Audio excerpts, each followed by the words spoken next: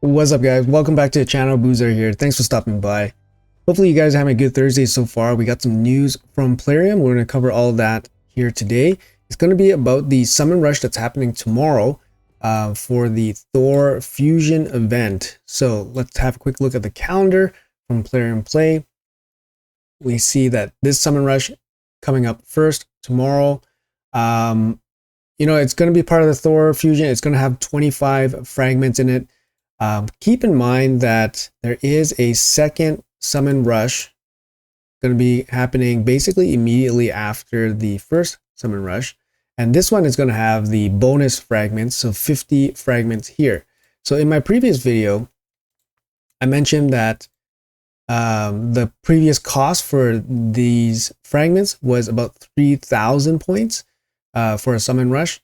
And for the 50 fragments, it was 5,500 points.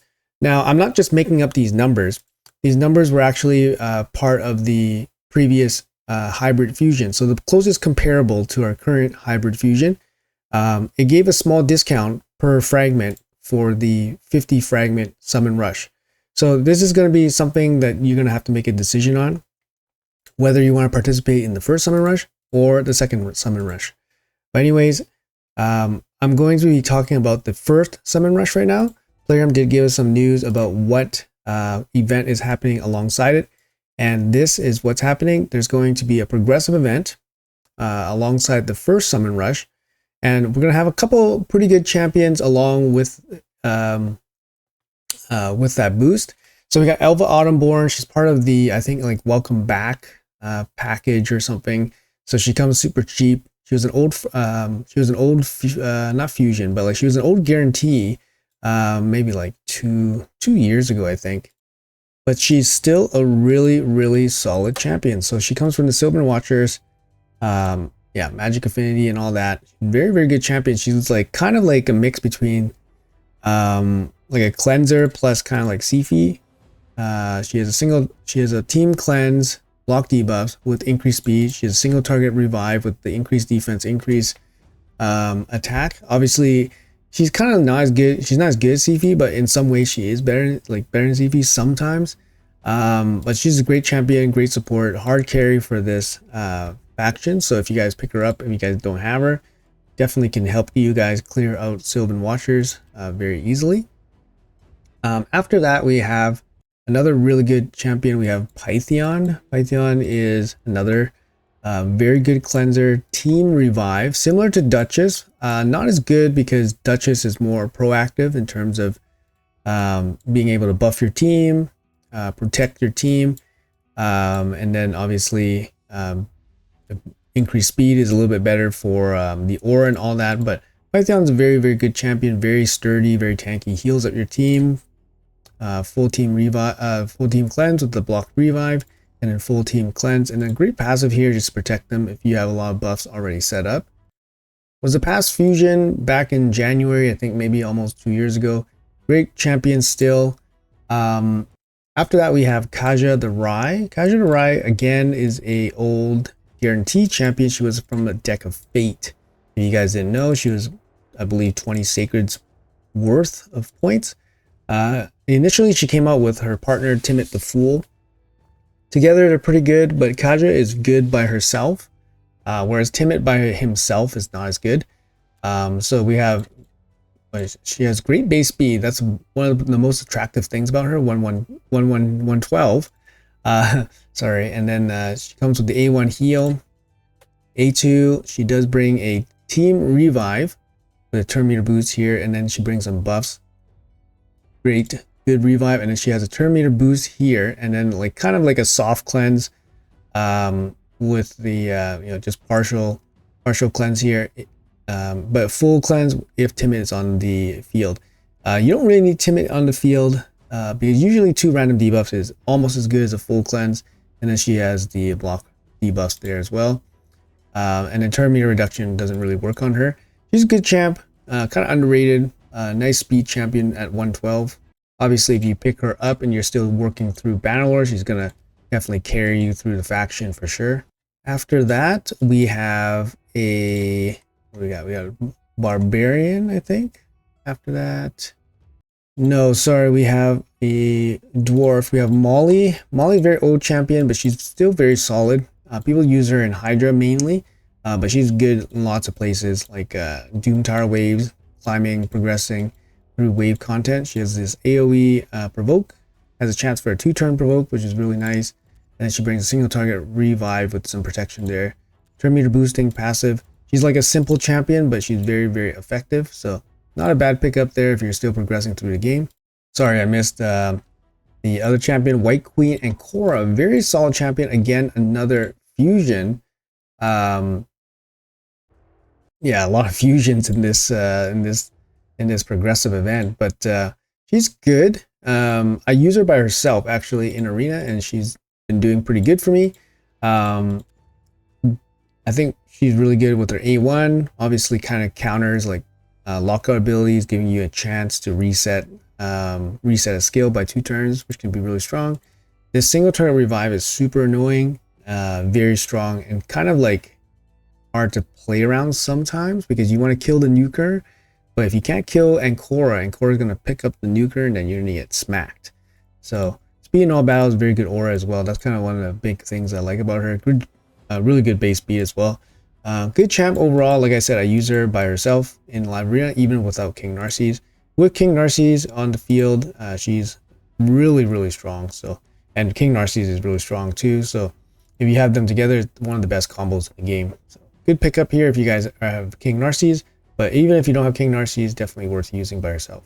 All right, so onto the voids. So voids, I definitely don't recommend pulling voids, but sometimes you kind of have to just for points for summon rushes. Summon rush is mostly going to be done through sacred shards, just most efficiently in terms of how much points you get per sacred shard. But if you have to pull voids, we got some voids up for grabs tomorrow. So Furion, Void Lizard, very good champion. I wish I had this guy. He actually, I saw some teams with him for the Odin dungeon. He actually does a lot of work there. What does he do here? So 3-turn cooldown, he places the HP burn and then instantly activates it for some damage. Very strong. And then he has a team revive here. It is 5 turns, but he does get an extra turn for it. So, and then he has the turn meter fill for the HP burn placed, and then he brings healing. He just brings a lot of stuff, and then his whole kit is revolving around HP burn. Very solid champion, great for Hydra as well, and obviously wave-based content. HP burn and an HP activate. Very strong, very nice champion. I wish I had him, but I probably won't be pulling voids there for him for sure.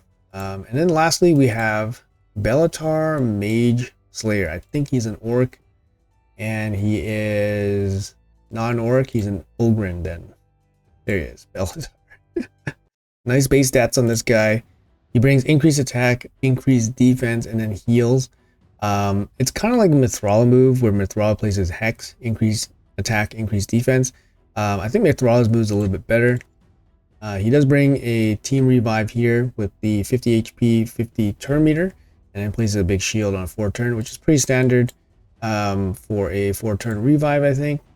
And it has a 50% chance of decreasing all of your allies' skills cooldown by 1 turn when they are revived.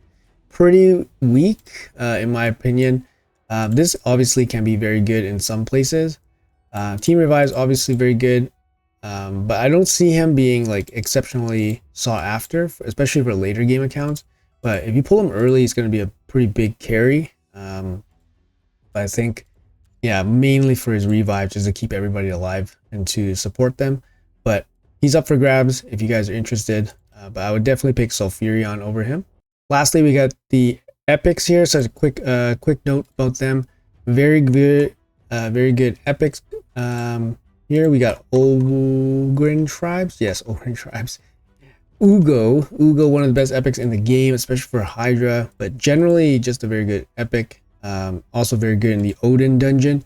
So decrease defense, block revive, very, very good. Make sure you guys use the sniper mastery on this, because if you read the skill properly, if there's 4 enemies on the field, this block buffs is only 95%. It's not 100%. So make sure you guys bring the sniper mastery on Ugo to make sure she's 100% on that. We do have Thor grab, Arbiter Light, basically a good champion just before you get Arbiter. Also very good in the Odin dungeon with the A1 random buff removal, increased attack, turn meter fill, team revive, and then arena boost. Good champion, especially when you're starting out without Arbiter, making your arena teams. Moving on, we got Rector Draft. Free promo champion, but still a very good champion. Pretty hard carry for this Knight Revenant faction. If you pick her up, she's going to carry you with the Revive, Veil, Protection, and Heal.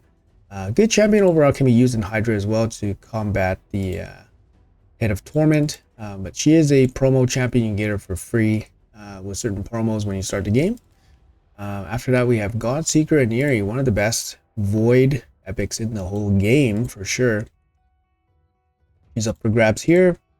Very key champion for Sand Devil, and obviously can be used in other applications like the cheese content, like back in the day. Her revive passive is the best thing about her, but she does bring a very strong kit. She hits it pretty decent, so you can use her for clan boss, and she also brings a active revive as well. So very good champion if you pick her up. Maybe even game changing for a lot of people for sure. And then lastly, heading over to the Bannerlords, again we have Ursula. Actually a very good champion. She's a little bit squishy for a reviver, but she has one of the better revives in the whole game. It's 5-turn cooldown, increased defense, strengthen, and then a big HP fill. So very, very good champion. 3-turn buffs. Yeah. And then she also brings decreased attack as well and increased attack. She can be used for Hydra. She can use for buffs for like Seer. She has a very decent Doom Tower aura as well, so you can kind of use her there for like some boss encounters or but yeah, she's very strong champion. A little bit maybe not talked about too much, but if you pick her up for Bannerlord, she's gonna hard carry you through the entire faction. Very, very good champion. All right, that's gonna be it for the news for today. So that's for the summon rush for tomorrow. Again, keep in mind there is a secondary summon rush that will be happening immediately after the first one. So if the first one doesn't look very good, or if it's really expensive, perhaps it is worthwhile to wait for the second one.